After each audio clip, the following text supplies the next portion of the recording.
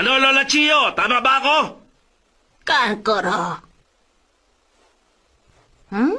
Enjoy watching VitsTV.com. Sasori. Marami akong naging pagkakamali sa halos lahat ng bagay na ginawa ko. Pero matapos kong makilala si Naruto, nakagawa rin ako ng tama pagdating sa huli. Naniwala akong namatay ako na may naiwang kahit kaunting pag-asa para sa kinabukasan. Pero habang nakatayo ako ngayon sa harap mo, hindi ko mapigilang magsisi at manghinayang sa ilang bagay na nakalipas na. Hindi ko siya nagawang damayan noong mga panahong talagang naghihirap siya. Noong mga panahong kailangan niya ng pagmamahal. Hindi. Nagdahilan lang ako ng nagdahilan at inilayo ko sa kanya ang sarili ko. Kaya kung tutuusin, ako ang sumira sa kanya. Patawad. Pero alam kong wala na ring saysay ang paghingi ng tawad ng isang Edo Tensei na gaya ko sa isang puppet na gaya mo.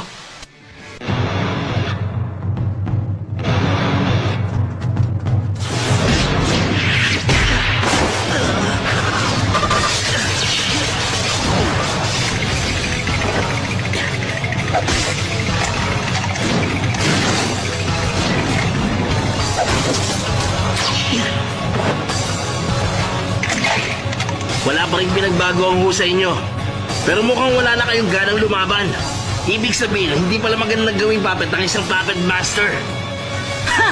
Huwag kang umasta na parang alam mo na ang lahat. Huwag mong mamaliitin ang Edo Tensei technique kahit kailan. Dahil pag nagseryoso ang gumagamit nun. Ito na nga ba ang sinasabi ko?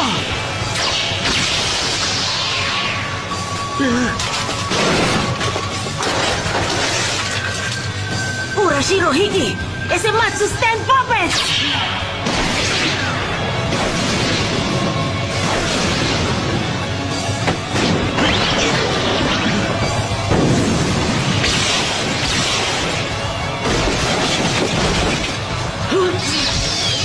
Mga alambre!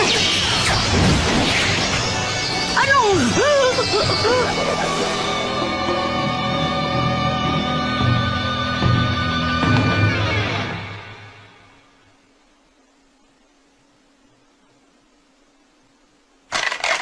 Gaya ng nakikita nyo ngayon, nakuha at tinayos ko si Sasori, pati na rin ang nanay at tatay niya.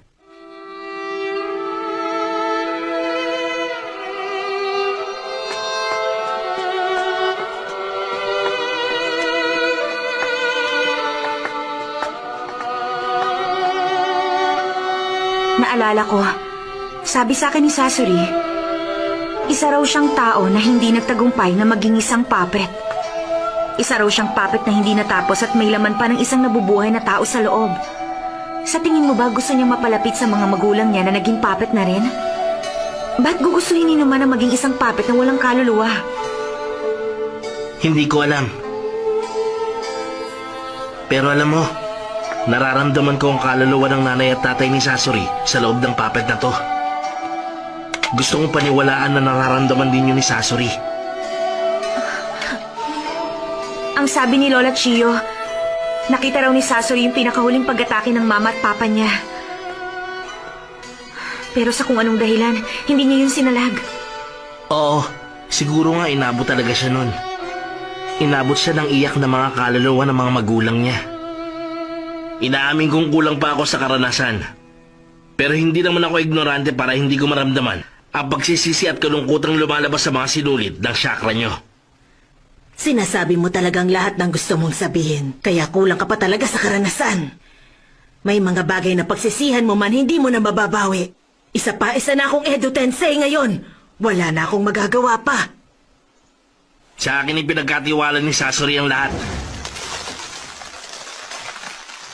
Ipinagkakatiwala ko na sa'yo ang puppet ni na mama at papa. Sa'yo niya yun. Ipinagkatiwala. Mga puppet to na si Sasori lang makakagawa. Masyadong mabusisi ang gawa niya rito hanggang sa kaduluduluhan ng mga daliri. Ibig sabihin, ganun na rin ang pagkahilig niya sa mga puppet kagaya ni Sasori. Nabubuhay ang kaluluwa ni Sasori sa loob ng mga puppet na ito. Pero dahil sa pagmamahal niya, naitanim din sa loob nito ang kaluluwa ng mga magulang niya. At ang kagandahan nun, naramdaman din ni Sasori ang bagay na yon. Mga puppet yan na merong kaluluwa. At saka hindi lang yun, Lola Chio. Yung pagmamahal na binigay niyo sa mga puppet ng mga magulang niya, naging bahagi rin yun ng mga kaluluwa nila. Kahit yun, alam yun ni Sasori. Kaya binigay niya sa akin ang mga ito. Hindi. Ipinagkatiwala niya para sa iba pang mga ninja. Dahil kung iisipin natin, tungkulin din namin na ipasa yun sa mga susunod na henerasyon. Sinabi yun ni Sasori. Opo, siguro sa paningin niyo, mahina lang ako at walang sapat na karanasan. Pero natanggap ng nakababata kong kapatid na si Gaara, ang kaluluwa niyo kaya nabuhay uli siya. Kaya hindi na ako iba sa inyo. Bukod doon, nararamdaman ko yun sa mga sinulid ng chakra. Ang mga magulang ni Sasori, ang pagmamahal nila. Sinasabi ng mga kaluluwa nila, itigil niyo na ang ginagawa niyo, Lola Chio. Enjoy watching VitsTV.com. Ang aking pamilya. Mama!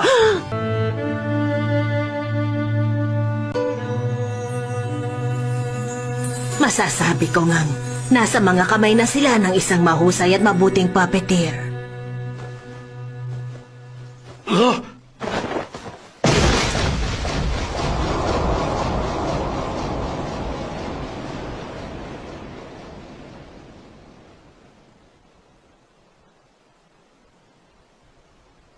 Lola Chio!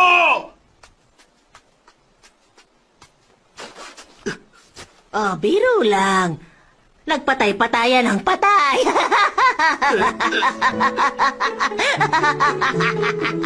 Kung ganun pala, dahil sa'yo pinagkatiwala ni Sasori ang nanay at tatay niya, tama lang naman siguro na mag-iwan din ako ng isang bagay sa'yo.